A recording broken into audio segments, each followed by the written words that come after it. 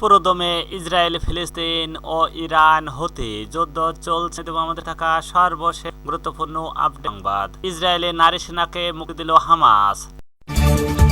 এরপর জানিয়ে দেব ৪৩ বছর আগেও ঘটেছিল এমন এক ভয়াবহ বিমান দুর্ঘটনা। আরো জানিয়ে দেব বাংলাদেশ সহ ৩ দেশের উন্নয়ন সহায়তা বন্ধের সিদ্ধান্ত সুইজারল্যান্ডের। সর্বশেষ জানিয়ে দেব বাংলাদেশ ও মিয়ানমারের মধ্যে সামরিক শক্তি কে এগিয়ে। এতক্ষণ শুনছিলেন সংবাদ শিরোনাম, এবার বিস্তারিত। তার আগে অনুরোধ থাকবে আজকের এই ভিডিও সম্পর্কে আপনার মূল্যবান মতামত। এটি ভালো লাগলে লাইক, কমেন্ট ও শেয়ার করে সবাইকে দেখা।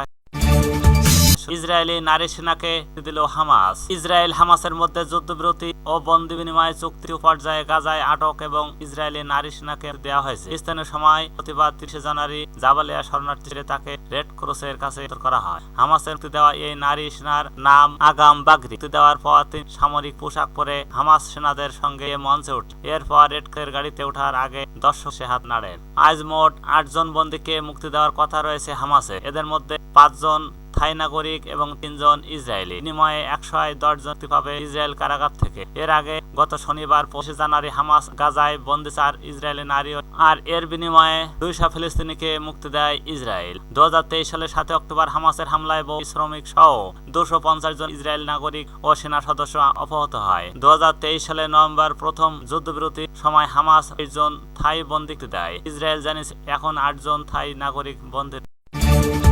৪৩ বছর আগেও ঘটেছিল এমন এক ভয়াবহ বিমান দুর্ঘটনা।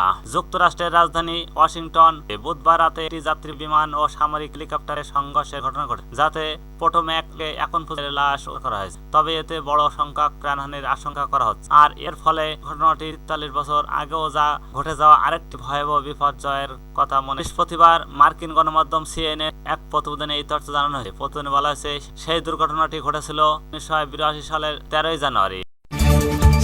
বাংলাদেশ সহ ৩ দেশের উন্নয়ন সহায়তা বন্ধের সিদ্ধান্ত সুইজারল্যান্ডে। উন্নয়ন সহায়তা কর্মসূচি বন্ধ করার সিদ্ধান্ত সুইজারল্যান্ড সরকার। সুইস উন্নয়ন ও সহযোগিতা সংস্থার অধীনে প্রকল্প সময়ের সহায়তা ২০২৮ সালের মধ্যে পর্যায়ক্রমে বন্ধ করে দেয় সুইস পার্লামেন্ট এক জানিয়েছে ফেডারেল কাউন্সিল। বিবৃতিতে বলা হয়, দ্বিপক্ষীয় উন্নয়ন সহযোগিতার ক্ষেত্রে আলবেনিয়া, বাংলাদেশ, জাম্বিয়ায় চলমান উন্নয়ন কর্মসূচি ২০২৮ সালের মধ্যে পর্যায়ক্রমে বন্ধ করবে।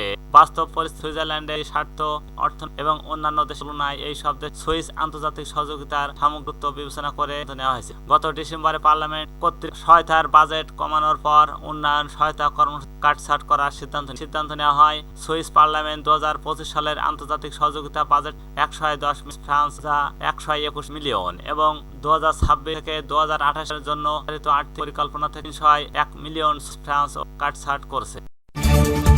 বাংলাদেশ মিয়ানমারের মধ্যে সামরিক শক্তিতে কে এগিয়ে। বিশ্বের বিভিন্ন দেশের সামরিক শক্তি পর্যবেক্ষণ করে প্রতি বছর একটি তালিকা প্রকাশ সামরিক শক্তি পর্যবেক্ষক প্রতিষ্ঠান গ্লোবাল ফায়ার পাওয়ার। ২০২৫ সালেও বিশ্বে ১৪৫টি সামরিক শক্তি র্যাঙ্কিং প্রকাশ প্রতিষ্ঠানটি। চমকপ্রদ বিষয় হচ্ছে এই তালিকায় মিয়ানমারের উপরে অবস্থান করছে বাংলাদেশ। গ্লোবাল ফায়ার পাওয়ার বলছে বিশ্ব ১৪৫টি সামরিক র্যাঙ্কিং বাংলাদেশের অবস্থান ৩৫তম, আর প্রতিবেশী মিয়ানমারের অবস্থান বাংলাদেশ পরে। তালিকায় ৪৭তম অবস্থান রয়েছেন মিয়ানমার। সংস্থাটি বলছে এই র্যাঙ্কিংয়ে অন্যতম বিষয় হলো রাষ্ট্রের সামরিক বাজেট, সেনাবাহিনীর আকার